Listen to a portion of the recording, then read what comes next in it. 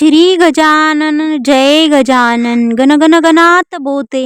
आज मी तुम्हाला सुमित दादा यांचा अनुभव सांगणार आहे. दादा म्हणतात, माझ्या काकांचा अनुभव मी तुम्हा सर्व भक्तांना सांगणार आहे.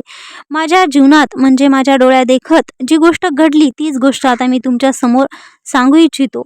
आपल्या जीवनात एखादी वस्तू जर आपण विकत घेतली आणि ती वस्तू थोडी स्वस्त असली तर आपल्या दृष्टीने तिचं मूल्य कमी होतं. आणि एखादी वस्तू समजा आपल्याला कुणी भेट म्हणून दिली असेल, ती कमीही किमतीची असेल, पण जर ती व्यक्ती महत्त्वाची असेल तर त्या भेटवस्तूचं मूल्य देखील अमूल्य होऊन जातं. आपण ती वस्तू सांभाळून ठेवून देतो. तसंच माणसाच्या जीवनात जर आपल्याला वडिलोपार्जित एखादी गोष्ट मिळाली असेल किंवा संपत्ती मिळाली असेल, काही आशीर्वाद रूपाने काही गोष्टी मिळाल्या असतील, तर आपण जर त्या गोष्टीचं व्यवस्थितरित्या संवर्धन केलं नाही तर ती गोष्ट सुद्धा आपल्याकडून लोप पावत जाते. हो मित्रांनो, मी माझ्या काकांच्या बाबतीत हे माझ्या डोळ्यादेखत बघितलं. कारण माझ्या काकांना ईश्वराची एवढी त्यांच्यावर कृपा होती माझ्या आजोबांमुळे, की त्यांच्या हातून जर लहान मुलांना पाणी दिलं तर ते पाणी देखील तीर्थ व्हायचं. त्या तीर्थाने लहान मुलं बरे व्हायचे. एवढंच काय तर मोठे माणसंही त्यांच्या जवळ येऊन त्यांच्या जवळचं ते पाणी प्यायचं, तीर्थ घ्यायचे. त्यांच्या पाण्याने खूप गुण यायचा आणि सर्वत्र त्यांची चर्चा चांगल्या रीतीने व्हायची. लोक त्यांना देव समजायचे, दैवी अंश समजून त्यांची पूजा करायचे. देवाचा अवतार मानू लागले त्यांना लोक.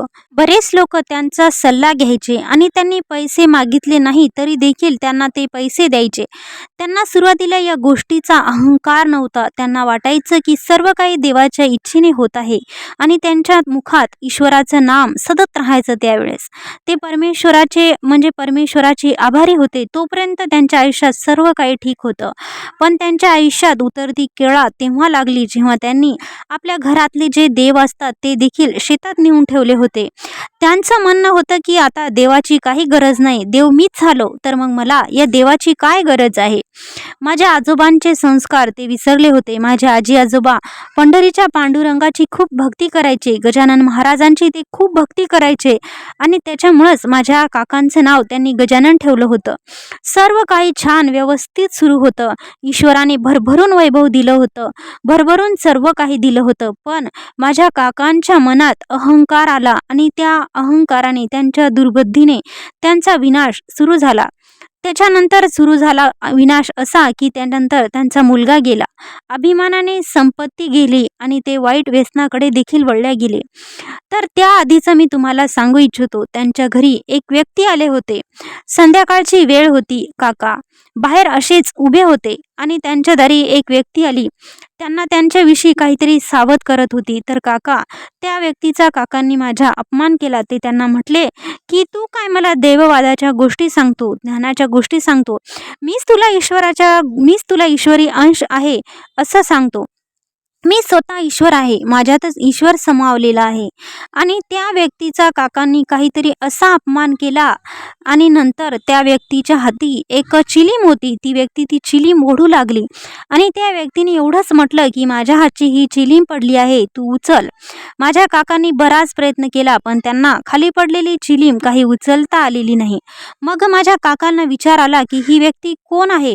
पण माझे काका म्हणत त्याला की मी तुला ओळखलं, तू काळी शक्ती किंवा एखादी अघोरी विद्या जाणत असशील, त्या विद्येच्या बळावर तू असा चमत्कार केला असेल. तुझ्याजवळ काहीच शक्ती नाही. पण ती व्यक्ती म्हणाली की मी तुझ्यासमोर उभा आहे, मला ओळखण्याची बुद्धी तुला होत नाही. तुझ्यात अहंकार आणि दुराचाराचा वाद झालेला आहे. तुझी बुद्धी आता विनाशाकडे वळलेली आहे. पण आता या क्षणी तू माझा अपमान केला तर मी ज्या मार्गाने जात आहे त्याच मार्गाने अवकळा तुझ्या घरात येईन आणि सर्वत्र विनाश होईल. आणि तसंच झालं. त्या व्यक्तीने सतर्क केल्यानंतरही माझ्या काकाने त्या व्यक्तीचा अपमानही केला आणि त्याच्यानंतर त्यांच्या ज्या शक्त्या होत्या म्हणजे त्यांच्या नावाने, ईश्वराच्या नावाने किंवा कोणत्या गोष्टीने ती तीर्थ द्यायचे, त्या तीर्थाचा काहीच प्रभाव लोकांवर होऊ नव्हता लागला. लोकांना त्यांचे सल्ले देखील आवडू नव्हते लागले. लोक त्यांच्याजवळ बसायचे हळूहळू कमी होत गेले आणि त्या काकांच्या माझ्या इतका म्हणजे त्यांचा विनाश झाल्यानंतर की तुम्ही विचारू नका.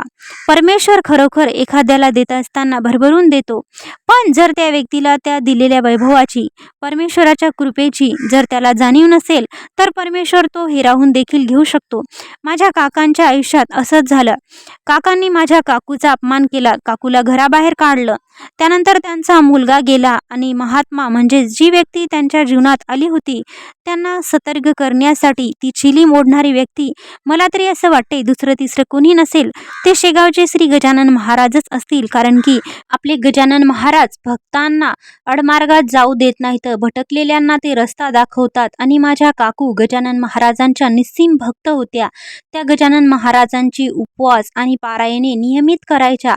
गजानन महाराजांनी कदाचित त्यांना सावध केलं असेल, परंतु त्यांचं पाप जास्तच झालं असेल आणि त्यामुळे माझ्या काकांच्या तीर्थाचा, माझ्या काकांच्या बोलण्याचा लोकांवर प्रभाव कमी होत गेला आणि त्यामुळे माझ्या काकाचा खरोखर विनाश झाला.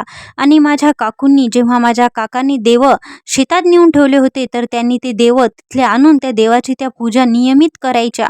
आणि काकांमुळे जरी झाले असेल तरी पण माझ्या काकू गजानन महाराजांच्या निस्सीम भक्त होत्या आणि त्यामुळे गजानन महाराजांनी काकांना सतर्क करण्यासाठी ते त्यांच्या दारी गेले असावे, परंतु त्यांच्या दुर्बुद्धीने ते त्यांना ओळखू शकले नाही आणि महाराजांचा त्यांच्याकडून अपमान झाला आणि म्हणून त्यांचं वैभव गेलं असेल. परंतु माझ्या काकूंनी ईश्वराची खरोखर खूप भक्ती केली होती आणि माझ्या काकूची खूप पुण्याई होती.